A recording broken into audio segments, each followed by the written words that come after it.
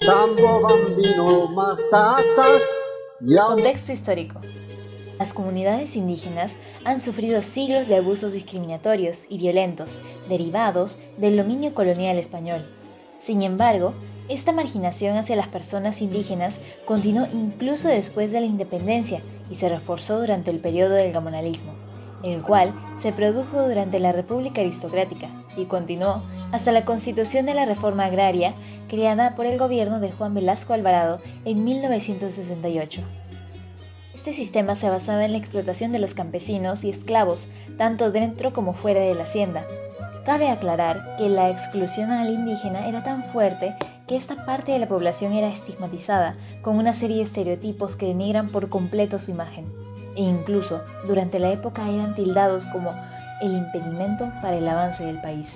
Es bajo este contexto donde nace el indigenismo, un movimiento que se enfrentaba a la oposición del indígena, proponiendo así un cambio para las sociedades entonces. Además, esto también suponía la construcción de una nueva identidad nacional, no solo porque el indigenismo se basaba en nuestra cultura autóctona, sino también porque representó un cambio en la percepción negativa que se tenía del indígena en las sociedades entonces. El indigenismo en la literatura inició con Ave sin nido, de Clorinda Mato de Torner. Más adelante, en 1920, Enrique López Albújar publicó Cuentos andinos. Si bien es cierto, en estas obras ya se presentaban personajes indígenas, estos aún están rodeados por estereotipos y una versión más infantil, a diferencia de la literatura de Arguedas, en donde sí se representaba una visión más cruda y exacta de la realidad del indígena. José María Arguedas es el máximo representante de este movimiento de la literatura y es precisamente de él quien vamos a profundizar en este video. La literatura arguediana estuvo altamente influenciada por sus vivencias personales. Él fue testigo a primera persona de todos estos maltratos cometidos a los indígenas. Y por ejemplo, esto se plantea en Los ríos profundos, que es una de las novelas más importantes de Arguedas. Aquí se presenta al niño Ernesto, que es una especie de metáfora a la infancia de Arguedas, pues este niño presencia muy de cerca las injusticias sociales cometidas por su propia clase, y frente a esto él decide apoyar a las chicheras, que son las indígenas, por la exigencia de sus derechos. Ya mencionamos una obra muy importante que son Los ríos profundos, pero ahora para adentrarnos un poco más dentro del mundo netamente de la escritura de Arguedas, vamos a entrevistar a un profesional de la literatura. Primero, ¿podría contarnos un poco sobre su vida profesional? Bueno, por ejemplo, yo soy sanmarquino, soy licenciado en Educación Secundaria de Lenguaje y Literatura. Ahora se llama simplemente Educación de Comunicación, ¿no? También me he desempeñado, tengo estudios en corrección de estilo, me dediqué algunos años a esa profesión, pero lo dejé porque es una carrera muy aislada, ¿no? Estás encerrado en una oficina frente a una computadora y es muy aburrido, hay un punto en que es aburrido, entonces dije, es hora de volver a la docencia, ¿no? ¿Podría explicarnos un poco más sobre las características de las obras de Arguedas? ¿Por qué Arguedas es más importante que los demás indigenistas? Por ejemplo, con Ciro Alegría. La diferencia entre Ciro Alegría y Arguedas es que los personajes de Ciro Alegría, sus indios, sus indígenas, no hablan quechua. Uno que otro por ahí habla quechua. Y eso es porque Ciro Alegría cuenta sus historias a partir de lo que él ha vivido, ¿no? Como un funcionario público, como una persona que no pertenecía al mundo indígena, ¿no?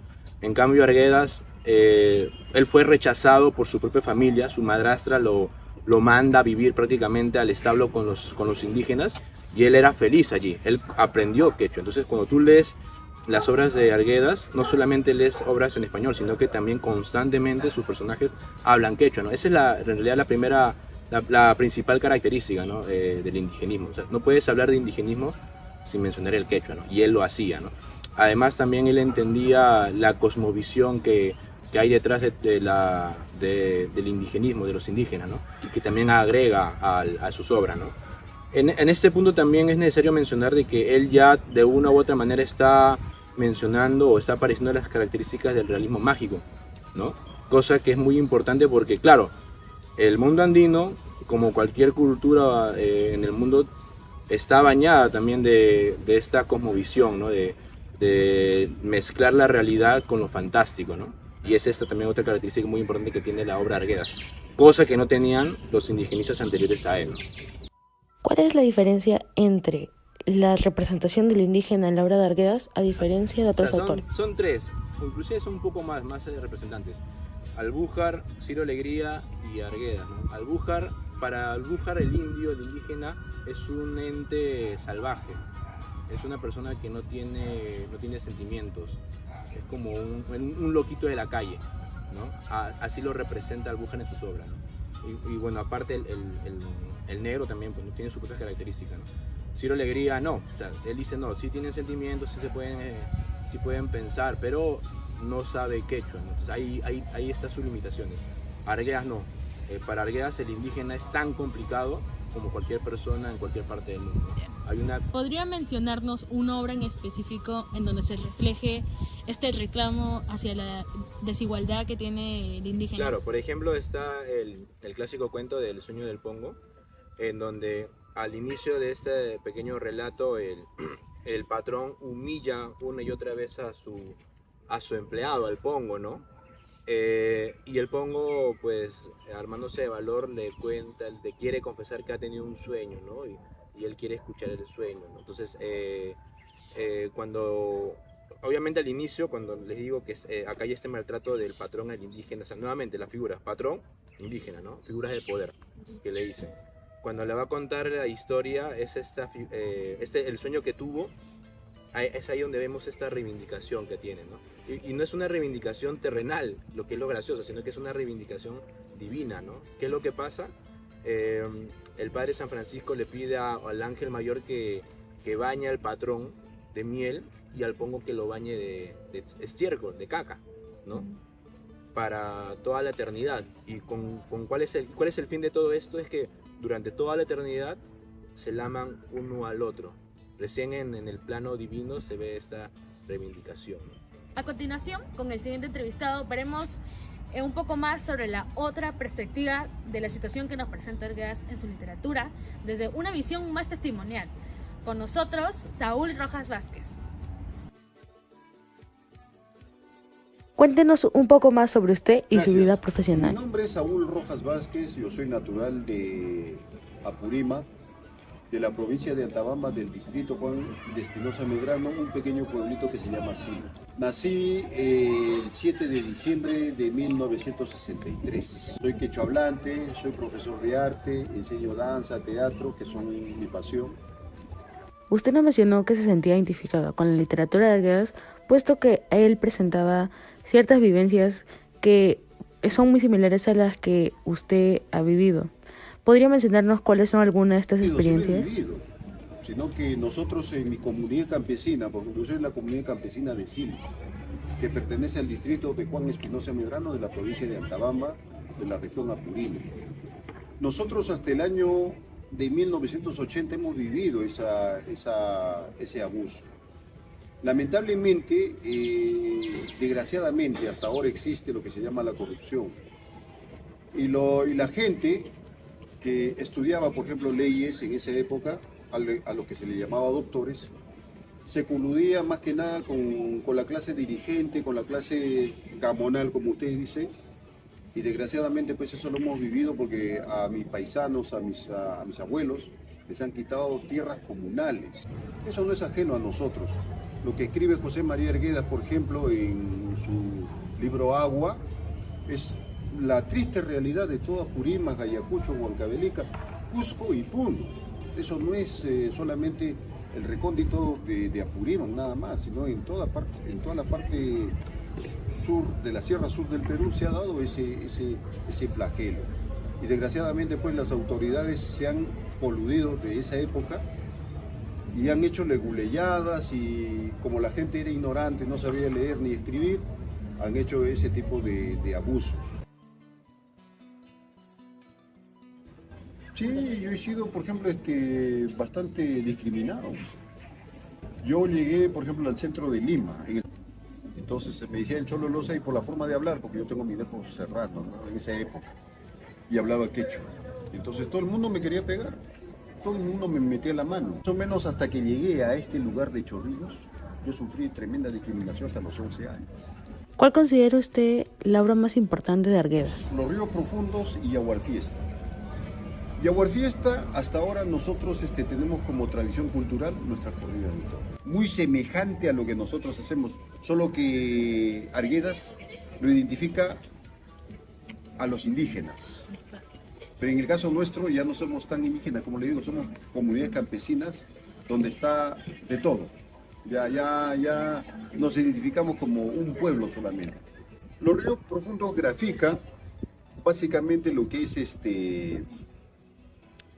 el abuso de los que son dueños, los que se creen gamonales, porque no eran dueños de nada, simplemente les han quitado la tierra por ignorancia a las leyes de la época. Esa violación ha existido también en mi pueblo. Por eso es que yo me identifico bastante con esa novela, con esas dos novelas. Y eso todavía lo vi porque azotaron a un primo mío simplemente por sacar su becerro de la chacra del tirano. Pues, ¿no? Arguedas prácticamente ha recogido la esencia cultural de cada pueblo, los cantos, cómo tocan, cómo viven. Por ejemplo, el carnaval de Tambobamba, por ejemplo, para mí es uno de los carnavales más hermosos que ha recopilado Arguedas, ¿no? Por ejemplo, él dice, ¿no? Tambobambino mahpata, yawarmayu sapaiku, biritillañas tuituchkan, charangullañas tuituchkan.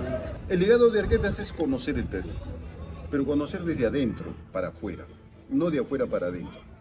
Lamentablemente, la mayoría de los escritores miran de afuera para adentro. Yo siempre he dicho, si tú no conoces tu país, difícilmente puedes amar tu país.